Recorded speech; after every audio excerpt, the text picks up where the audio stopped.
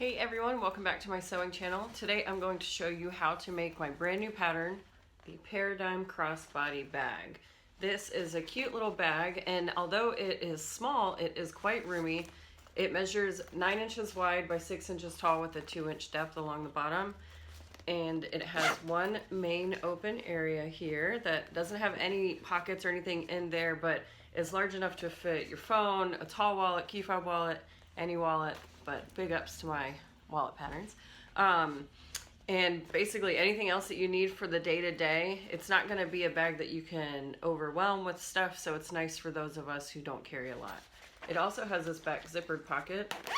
There we go. This pocket is also large enough to hold your phone and then other small essential items like hand sanitizer maybe and a mask. Another fun aspect is you can take the strap off and it becomes a handheld clutch. So there are 4 different ways that you can make this bag. This one here is the triangle corners. There is the split bag option, which is split on both the front and the back. The corner accent option, and I write the pattern to where the accents are just along the front, but you could totally mirror them and do along the back as well. Or you could do just a plain front with nothing on it, just plain on the front and back. This pattern also lends itself wonderfully to reverse applique. So this one I cut out using my brother's scanning cut, and then I inlaid cork behind it and then quilted on top. Or regular applique, so you can build right on top here. So yeah, lots of options, super versatile pattern, a lot of fun. They come up very quick, or they are made very quickly, and a lot of ways to customize. Great for beginners. And that's about it. Yeah, so I can't wait to see your makes, and I hope that you enjoy this video. Be sure to like, subscribe, comment, share, pin, all of that fun stuff. And yeah, let's get to making. The first step in making the Paradigm Crossbody is figuring out which bag that you want to make. You can do just a plain bag without any accents. You can do the split bag, which has the 2-tone cork on the front and the back. You can do the angled corners, which is just angled on the front, but you could mirror them on the back if you like. Or you could do the triangle corners. For this tutorial, I'm going to show you how to do the triangles. So after you get all of your pieces cut and interfaced, you need to sew your accent pieces down. And so to do to do the corner or the triangles or the angled corners, you're going to do them the same way. So they're designed to be raw edges. And what I do is I cut them out. And I like to burn the edge that's going to be showing on the bag. So it'll be this long edge. I don't remember geometry enough to remember what that angle would be called. But anyways, so then I would just apply glue, or you can use double stick tape, or you can just clip if you'd like. Just a thin line of glue. And then you're just going to lay the corner right on top of your main panel. And you're going to make sure to line up your top and bottom side, not tops, but you know, the side edges.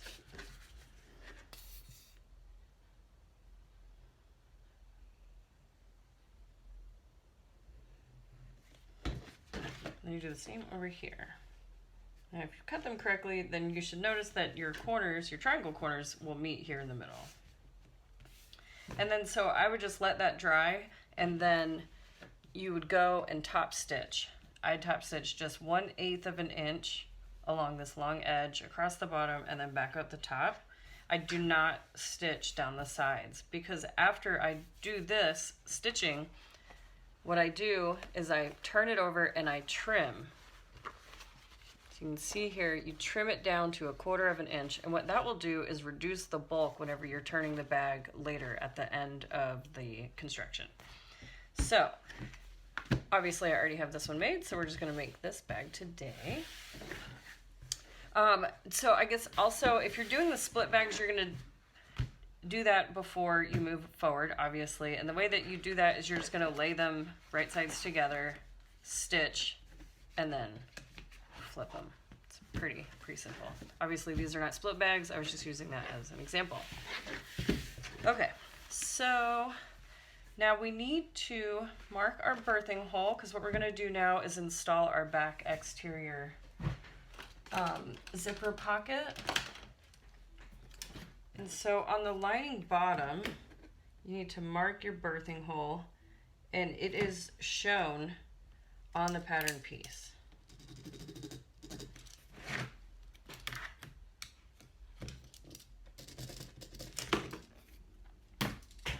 Easy enough. And you'll see over here, I already have my back panel prepped and ready to go. I have my tag on. I have my zipper box already cut out, and I have my zipper glued into place. So again, pattern piece shows you the zipper box, and so obviously you'll just transfer that and cut it out. The pattern calls for an 8-inch zipper along the back, and as you can see, I am using a longer zipper, so you can use whatever size zipper as long as it's longer than 8, and then we'll just cut it down. So I'm going to start by adding some glue and laying my lining, my pocket lining, right side down, lining up the top edge of the lining, the pocket lining, to the top of the zipper. Let that dry, and then you're going to flip it and fold it over and finger press it. And now this part, you want to be really careful to fold it over with enough of a seam so that when you stitch on the front side, you catch this lining in your stitch line. Excuse me, sorry.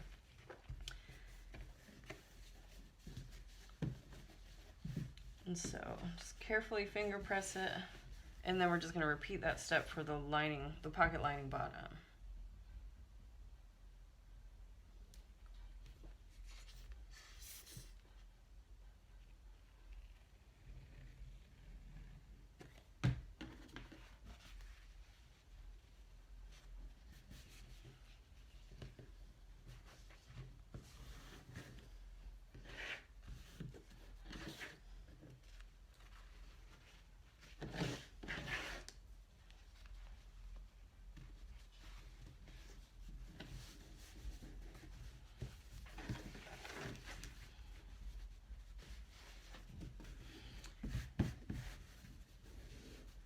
Trick here is to make sure that your zipper head will unzip unobstructed once it's sewn down, but to make sure that you have enough of it folded that you catch it in a 1/8 seam allowance when you're sewing around the zipper box. So I am, now that this is all done, I'm going to pop to the machine and get this sewn.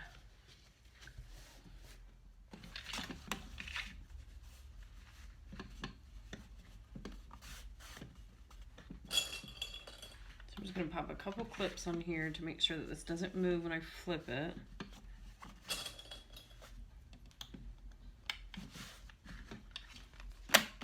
And then I am just going to sew using 1/8 seam allowance all the way around the zipper.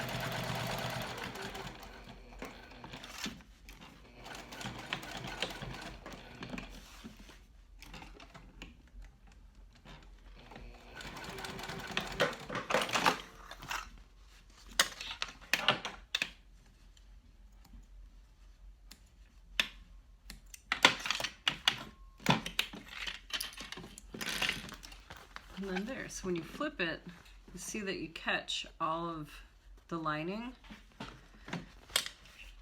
And then now that will stay in place. So then I just need to trim my zipper down. So I'm just going to kind of pull this up and out of the way.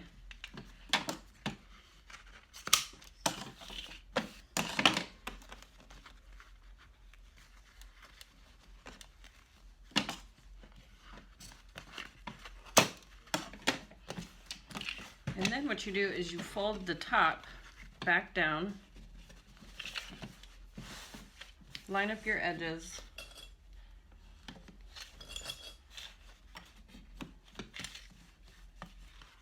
and then we need to stitch around this box here. So from the right side, you pull this right side of the right side up and over to expose the pocket here. And then I am going to just stitch down, starting on the right side, stitch down.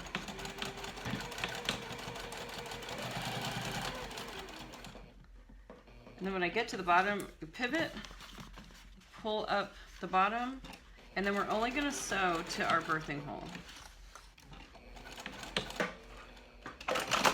And then you're going to skip the birthing hole and come back up on this other side.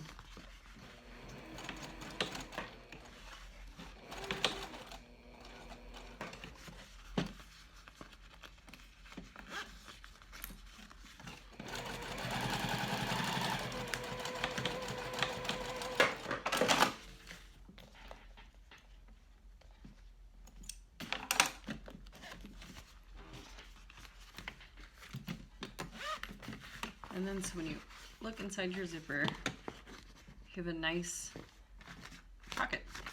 Womp womp. Before I move on, I am going to trim off this excess that I have here.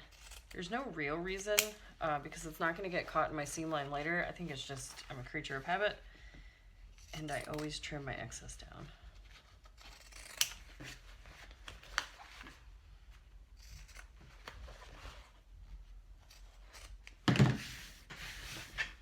All right, so the next step is to prep your strap tabs.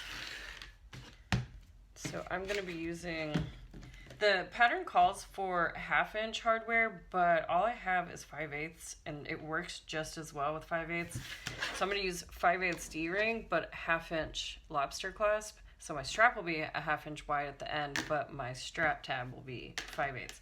And so whatever you're comfortable using here, you can substitute. You don't have to be strict and stick to the 1/2 inch. I just generally prefer smaller hardware on a smaller bag. I just feel like it looks fitting rather than having like 1 inch hardware on a teeny bag. But I see people use large hardware with small bags all the time and it looks fine. So I don't know. It's just one of those mental blocks that I have. So I put glue on one edge, one short edge. You slide your D-ring on, find the middle, and then just fold it.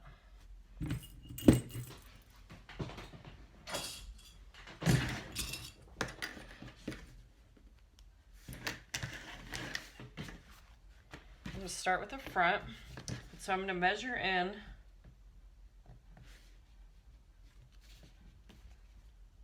on the same measurement that the pattern tells you.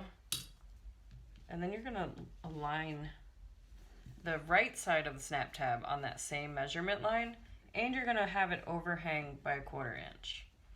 And the overhang, all right, so my mom called and the video cut off. But anyways, the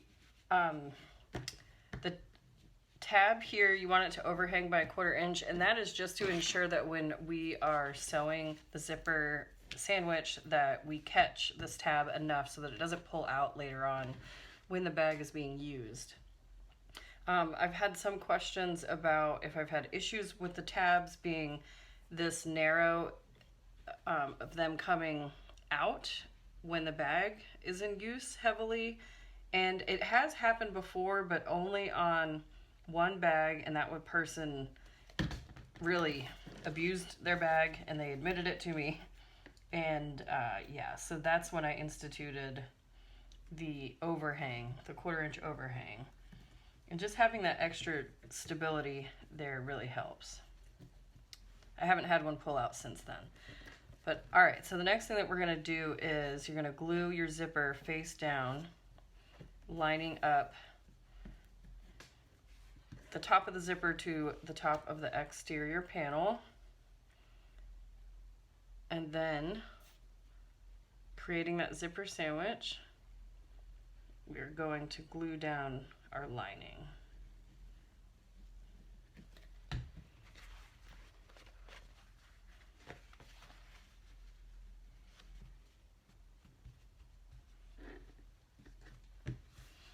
So I'm just going to let this glue set up, and then I will see you at the machine and we'll get this stitched together. So I always like to stitch from the cork side, so I'm going to flip it so that my cork side is up. And I'm just going to use a 1/4 inch seam allowance and sew across. When you get to the strap tab, that D-ring might push back on your foot, so just go slowly, and if you need to, you can hand crank over this tab. I also like to put a couple back stitches in the tab just to ensure its durability.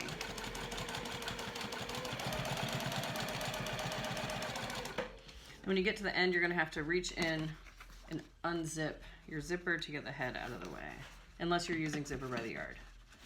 Then you don't need to have your tab up, or your zipper head on yet.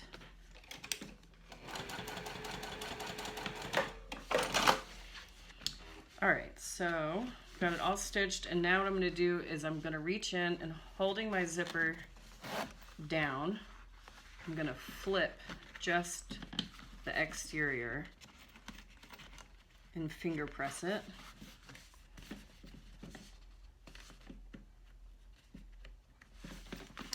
And then top stitch using 1/8 of an inch. Again, adding back stitches at the strap tab.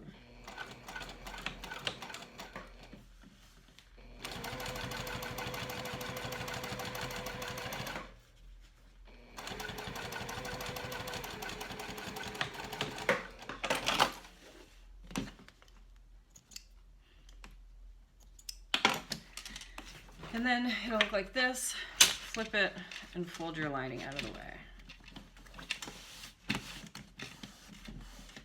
A lot of people, they top stitch the lining as well, and I never do, just because in the past I've had issues with missing the lining and my stitching being all wonky looking from the inside, and I found that it's not a requirement, so I don't do it anymore. Because when you fold it down, it moves it out of the way of the zipper teeth enough that you can unzip and zip without issues. Now we need to repeat the process on the exterior back.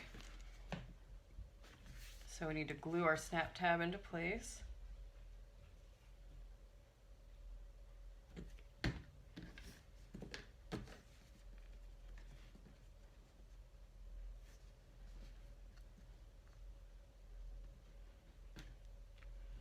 And then to make the zipper sandwich on this side, we're going to use our entire main panel. And what you're going to do is apply glue on the cork of the back, or whatever you're using, or tape if you want to, or again you could just clip, and then fold your D-ring out of the way and then just line up the tops here. Now again, that D-ring makes this a little bit funny over here, so I just like to lay it down and then clip it and then just move across.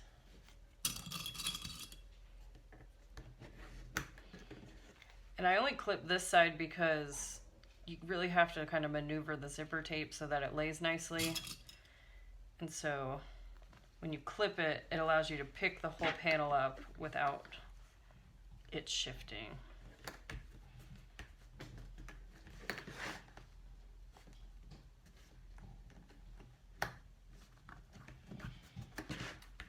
And generally, by the time I get done gluing on this side is set up enough that I can take the clips off and glue my other lining piece down.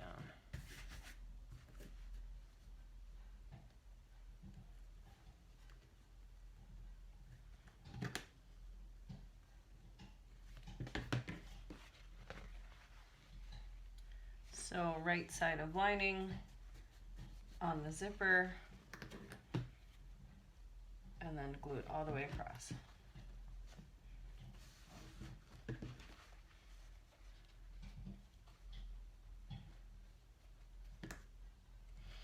And when you're doing this side, you want to be sure that you're lining all of your right and your left side edges up, as well as this top line.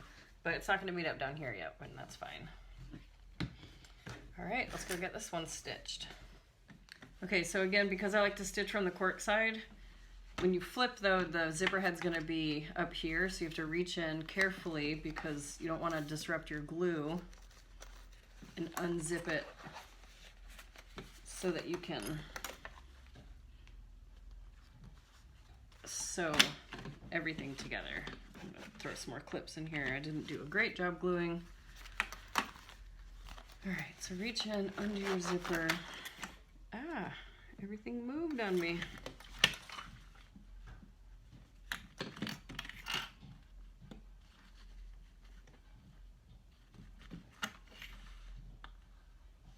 It helps to actually put enough glue whenever you're applying glue so that it doesn't move.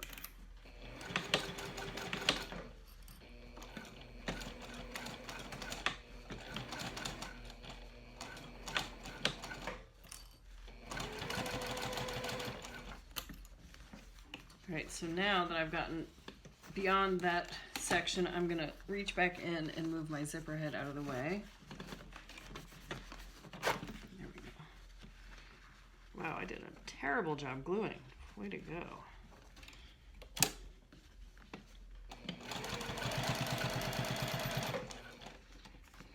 All right, so again, this D-ring might give you some guff, so just go slowly over this section. There we go, got it glued down, or sewn down.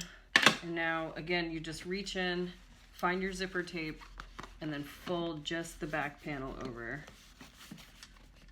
and finger press. Whoa.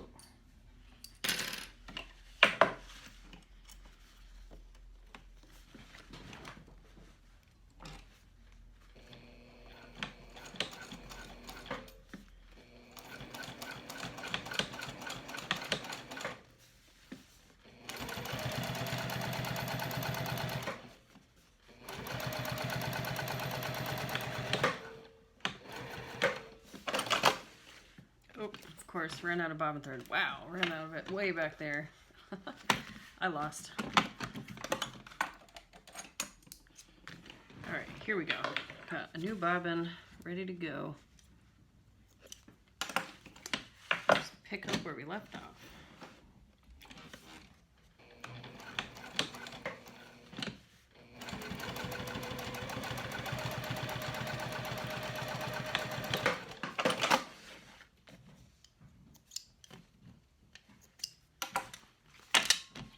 So when you flip it, you just pull the other lining back, and then we have our lining and exterior front, the zipper, and then the lining and exterior back. So the pattern pieces have the bottom boxed corners cut out, and you can see that I don't have mine because I just cut mine from memory. I didn't use the pattern, and so I'm going to cut my corners out now. The way that I'm going to do, I'm just going to line up my exteriors and my linings, and then throw a few clips in.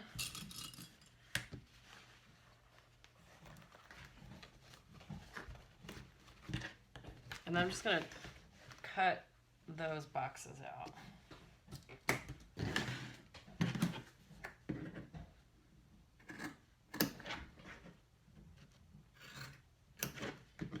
Again, you can reference the pattern piece for this. Because if you do the triangle corners, excuse me, or the triangles or the angled corners, I don't on the pattern pieces have those pieces with the box corner cutouts, and so you have to transfer them anyways. They do make you do a little bit of work. You can see I have mine shifted, so I have a little bit of overhang here, and so when I cut that box corner out, I'm just gonna omit. I'm gonna act like my edges are where they're supposed to be.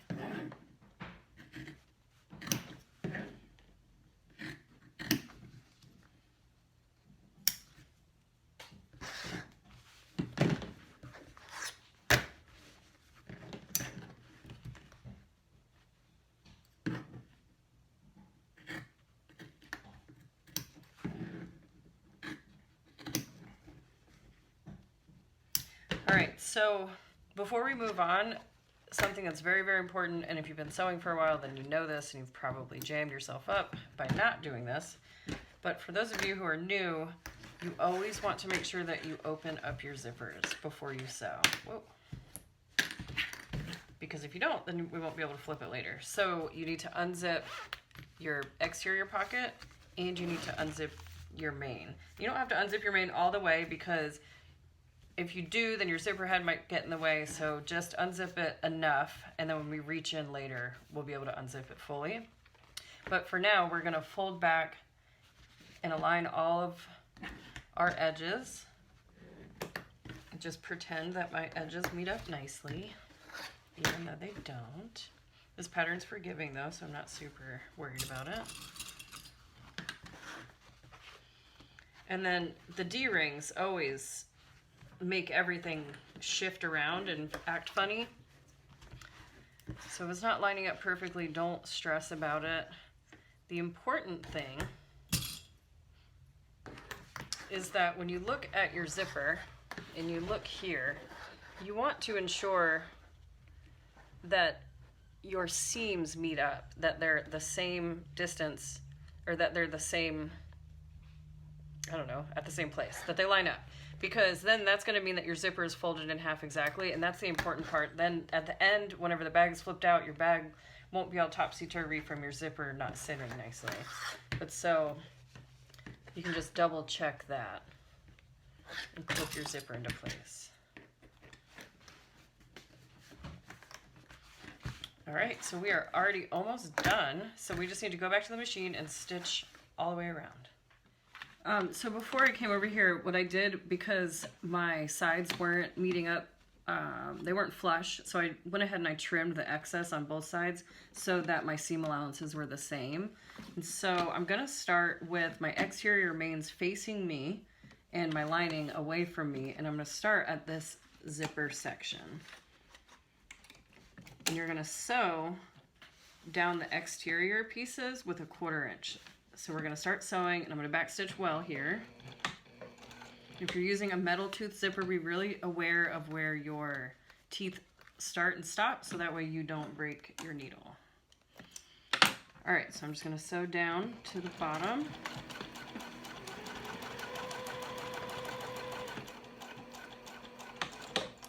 And then so I'm gonna stop. I put one stay stitch right here at the end, and I'm gonna stop and I'm gonna pivot everything and push this section to meet up with the right side. So I took the bottom, I turned the bottom towards me, and I'm gonna slide to where this end of my box corner meets with this other end. And then I'm just gonna continue sewing, and it's gonna create a pucker right here, and that's what we want. And so when you get onto the bottom section, make sure that you add some stay stitches, and then continue sewing with that 1/4 inch seam allowance. And when you get to the end again, add some back stitches, and then we're gonna do the same thing. We're gonna pivot and then push, and then continue sewing.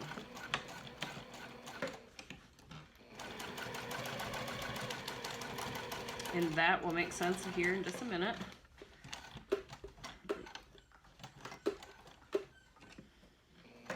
All right, so now that I'm to my lining, what I'm gonna do is I'm gonna taper my seam allowance into a 1/2 inch. So as I'm sewing, I'm just gonna bring my seam allowance in farther, so that way, whenever I am at the end and I nest the lining inside the outside, that it lays nicely and it's not all bunched up and yucky in there.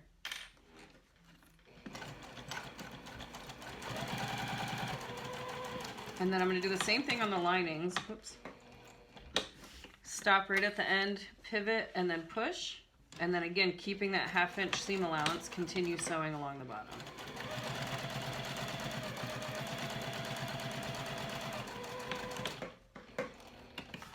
So pivot and push.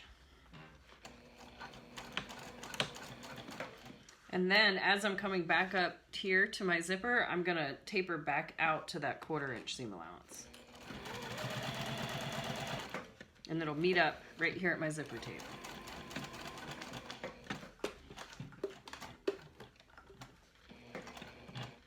My stitches skipped a little bit when I was coming off my zipper tape just because the foot wasn't level, so I'm going to throw some more stitches in down here.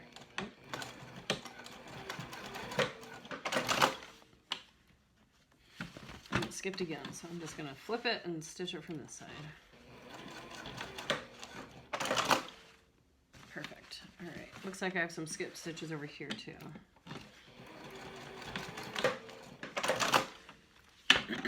Okay, so next what I'm going to do is I'm just going to trim all of this down.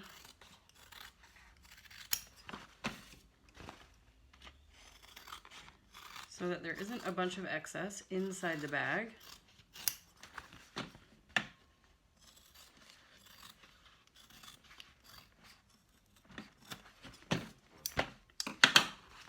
And I'm only going to trim down the exterior a teeny tiny bit. I don't want to, you don't have to take it in too much. But because my edges didn't meet up super nicely, I am, now that it's all sewn together, I'm going to trim down just a little bit.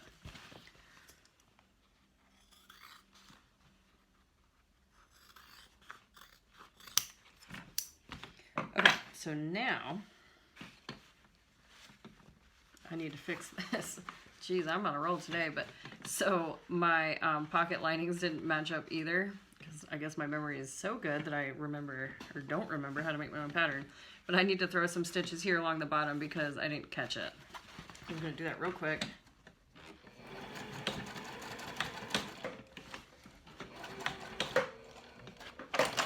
This might, I didn't mention this before, so I guess I can use this as a teachable moment.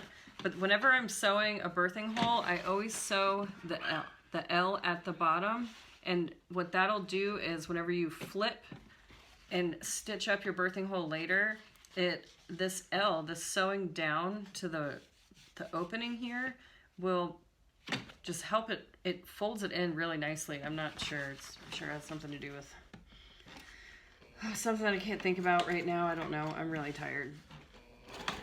But anyways, it just makes it easier to flip. It makes it lay nicer at the end. So I do that. Feel free to skip it, do it, I don't care. Whatever your heart desires. Okay, so we have everything sewn together. We need to reach into our lining, or our exterior lining pocket, whatever, the exterior pocket. You're gonna reach all the way up into the bag, into the lining, and you're gonna pop it out. You see my little fingertips here? And so because we sewed the bottoms that way and created those puckers, what happens is it makes these seams line up perfectly. So there you go. It makes a nice, perfect box corner. So I'm just gonna throw a stitch in here with the 1/2 inch seam allowance because this is my lining. Normally I push them all out at once and stitch them all at one time, but what else? All right, so I'm gonna reach in and go to my other side. And so again, it kind of just looks like a jumbled mess right now, but you reach in and open it, and there you go. See, it makes a perfect box.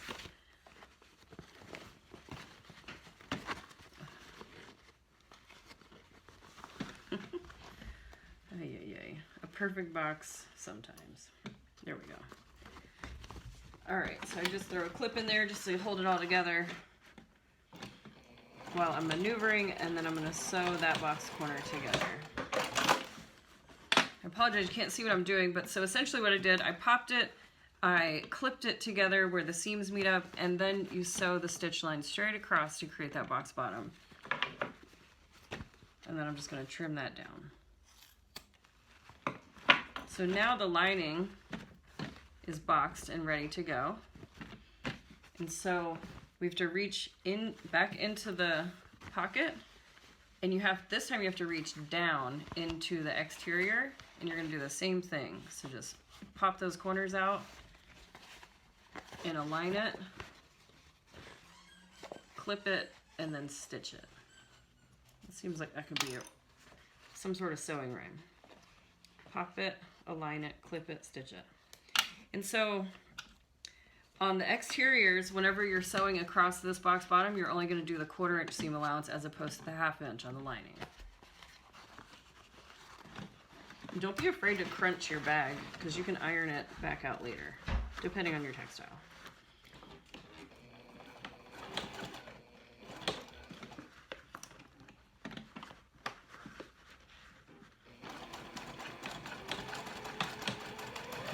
I do throw quite a few extra back stitches in when I'm sewing these corners so that they don't pop out later when you're pushing on it and flipping the bag. All right, so last corner, reach in, pop it open.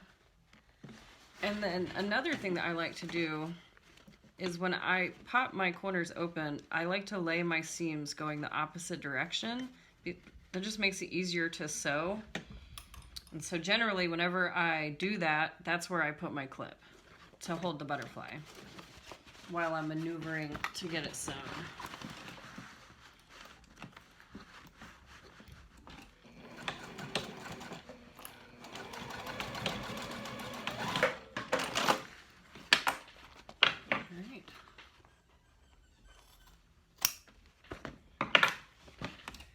I'm going to move back over to my cutting table, but now all that we have to do is flip the bag right side out.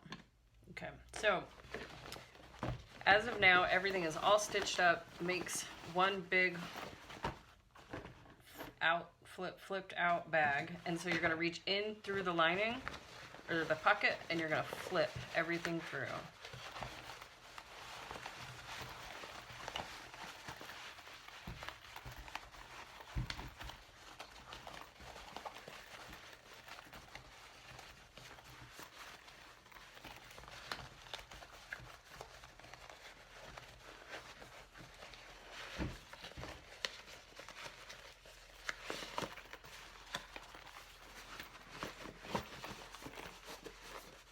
Push out all your corners, and then you see how it makes them line up so nice and perfectly.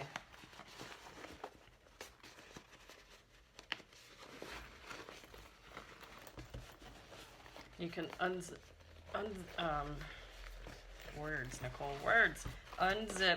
your main zipper all the way, there we go.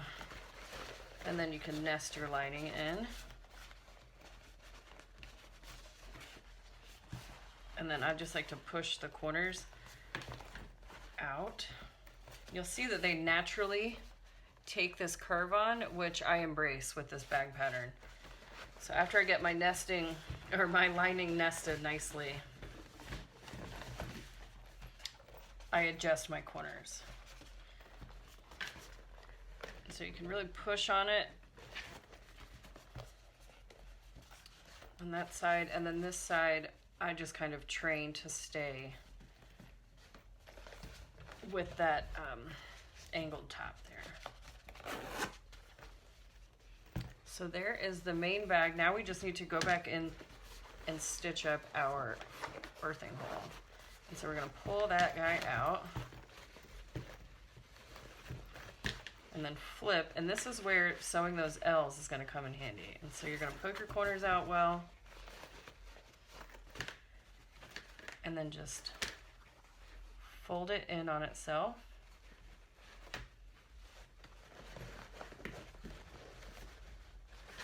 And then as nicely as you can, you're gonna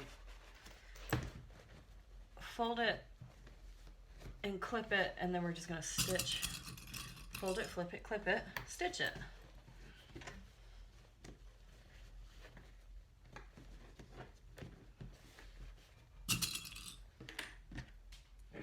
If you want to, you can hit this with an iron. I'm not going to because I'm lazy. And so now we just need to go and stitch across this whole section and close up this birthing hole.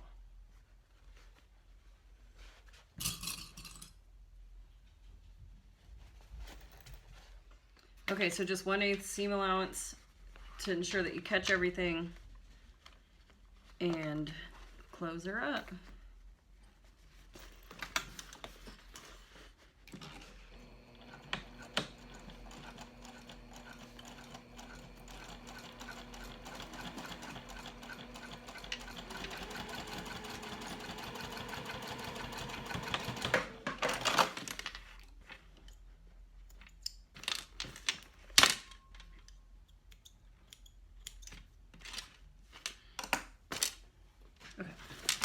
Now that we've got that all done, you're just gonna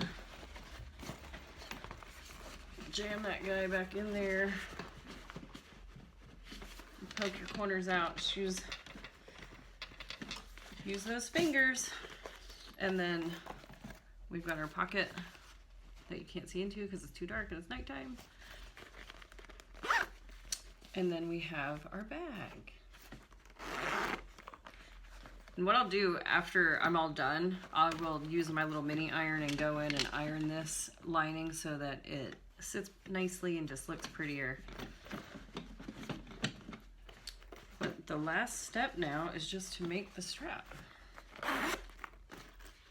So I'm going to make my strap out of cork, and I just cut one long length off of one end of my cork, and that's only 36 inches. So I cut the rest off, and I'm going to lay these two together, and I'm going to have a pieced strap, which I always do, so this is normal for me. I also don't usually do an adjuster, a tri-slide, but I know that a lot of people will want one, which is why I have instructions in my pattern on how to do that as well. But for me personally, I find that a 55-inch length strap is pretty standard. Every one of my customers, they've enjoyed the strap length, so I've never changed it. So what I did is I pieced my two pieces together, and I'm going to butterfly the seam open. And then stitch down either side.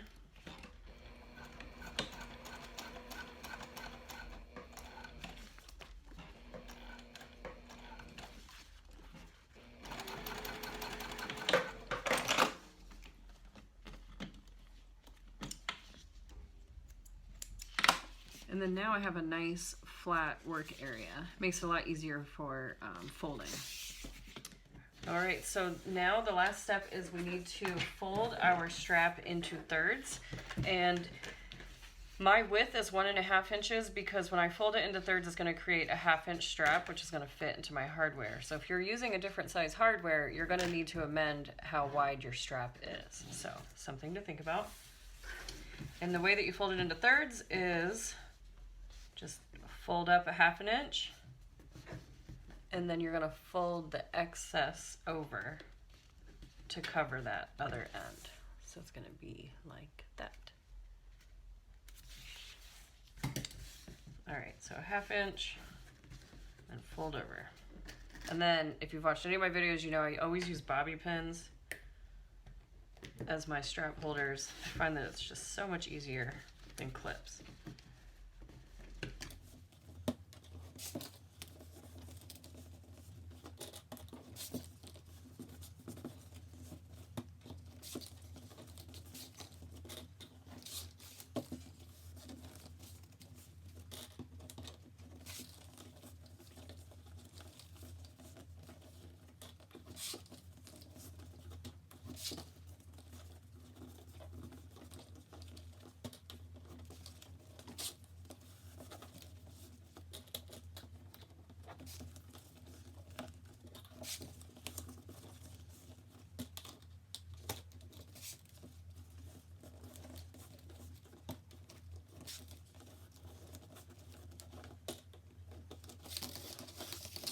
So we have it all folded, ready to go. You'll notice that on mine, because I don't clip a ton, it does pooch out, but I'm just gonna be finger pressing this into place as I sew. So I'm not worried about that. So just so you know, something to think about if you're a beginner. It will pooch up on you, but again, as you're sewing, you're just gonna finger press.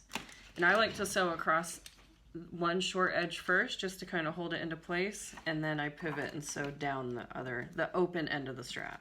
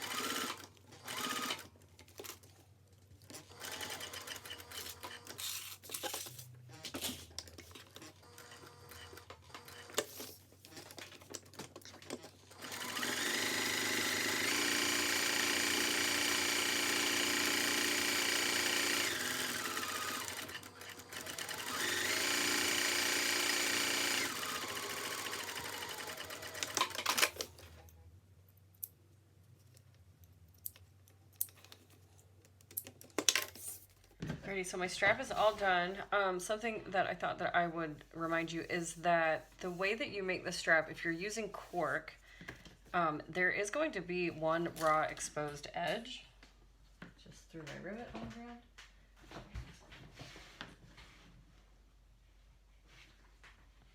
So you can burn it beforehand, and that'll cinch it. If you want to, you can finish it with Fabric Fusion glue or Giardini leather edge paint. So like paint or glue. I find that with just the one super long edge, it's really, really tedious to glue that whole thing. So I just leave it, and I just explain to my customers that sometimes raw cork frays and to just burn it. And I've not had any complaints about it from any of my customers, so I assume it's okay. This little step is just what I do. Just angle all of my edges. And then the side that has the raw edge, I'm going to keep that to the inside. And I'm just going to feed my lobster clasp onto one short edge, fold up about 3/4 of an inch, and then just punch a hole right in the center for the rivet, and feed the rivet through. And then I'm going to use my press. And then you just want to be careful that whenever you are feeding your clasp onto the other side, that you fold the cork the same way. Ooh, see, so my cork is twisted down here, so I would have just done it backwards. But so make sure that it's all the right way. And then fold it and burn my threads.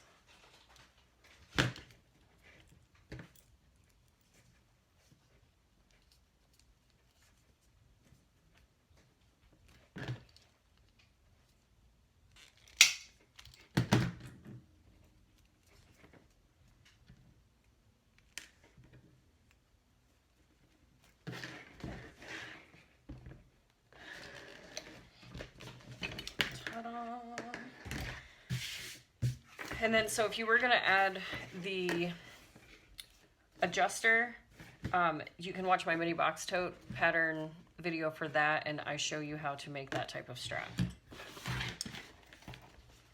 Then you just clip it, and you're all done. So this cutesy little bag, I sell these for $77 on my table whenever I'm vending. And people seem to really love them. They like to have the different finishes or like the different accents.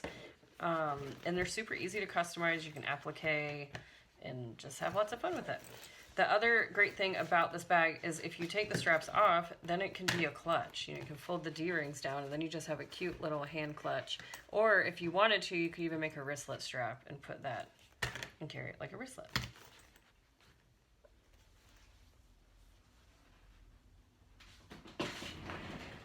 I hope that you guys enjoyed this video on the Paradigm Crossbody. Do me a favor, click on the little narwhal circle that's floating around here somewhere to subscribe. You can share this video, thumbs up, comment, blah, blah, blah. All that good stuff. You guys know the drill. Yeah, until next time, I hope that you are staying safe and that you're having a great day. See you soon.